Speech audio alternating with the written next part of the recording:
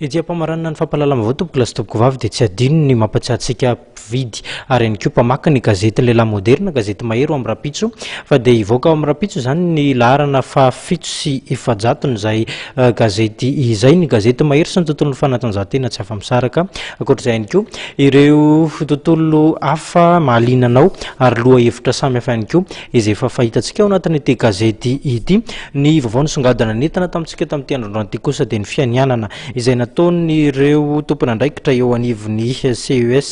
rafitra iray manana anjara toerana ao anatin'ny tontolon'ny fitsarana mahakasika ny fifidianana izy reto androany nanatanterahana izany io no isan'ny songadina tompoko lasy tompoko vavy dia fisaorana feno natolotra ho anao nanaraka ny fampalalam-baovao hatramin'ny farany ho amin'ny Rapitso ny fotoana manaraka irahana amin'ny sampana fampalalam-baovao ny fahitalavitra matv veloma tompoko.